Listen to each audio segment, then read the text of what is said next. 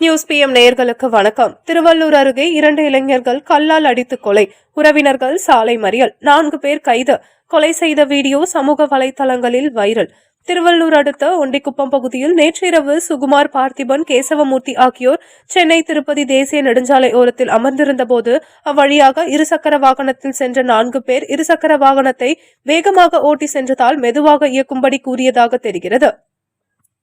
இதனை அடுத்து சுகுமார், பார்த்திபன், கேசவமூர்த்தி மற்றும் இருசக்கர வாகனத்தில் வந்த 4 பேரிடையே வாக்குவாதம் முற்றி கைகலப்பு ஏற்பட்டதாக கூறப்படும் நிலையில் சாலையோரம் இருந்த கூர்மையான கற்களை எடுத்து பார்த்திபன், சுகுமார், கேசவமூர்த்தியை மர்ம நபர்கள் 4 பேர் தாக்கியுள்ளனர். இதில் படுகாயம் அடைந்த பார்த்திபன், சுகுமார் ஆகியோர் சம்பவ இடத்திலேயே துடிதுடித்து உயிரிழந்த நிலையில் ஆபத்தான நிலையில் கேசவமூர்த்தி திருவள்ளூர் அரசு மருத்துவக் கல்லூரி மருத்துவமனையில் அனுமதிக்கப்பட்டு சிகிச்சை பெற்று வருகிறார். இதனை அடுத்து கொலை செய்த குற்றவாளிகளை உடனடியாக காவல்துறையினர் கைது செய்ய வேண்டும் என்பதை வலியுறுத்தி உயிரிழந்த இளைஞர்களின் உறவினர்கள் சென்னை திருப்பதி தேசிய நெடுஞ்சாலையில் அமர்ந்து சாலை மறியலில் ஈடுபட்டனர்.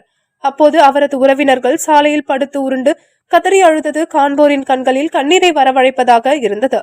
மேலும் இந்த சம்பவத்தில் உயிரிழந்த சுகுமார் என்ற இளைஞருக்கு திருமணமாகி அவரது மனைவி 8 மாதம் கர்ப்பமாக உள்ள நிலையில் சுகுமார் உயிரிழந்த சம்பவம் அப்பகுதியில் பெரும் சோகத்தை ஏற்படுத்தியுள்ளது.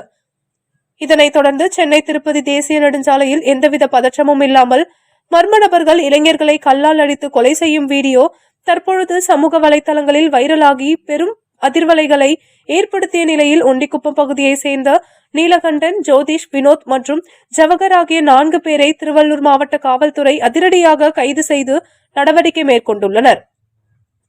மேலும் கைது நடவடிக்கையின் போது தப்பிக்க முயன்ற நீலகண்டனுக்கு காவல்துறையினர் மாவு கட்டும் போட்டு கைது செய்து திருவள்ளூர் நீதிமன்றத்தில் ஆஜர்படுத்தி சிறையில் அடைத்துள்ளனர்.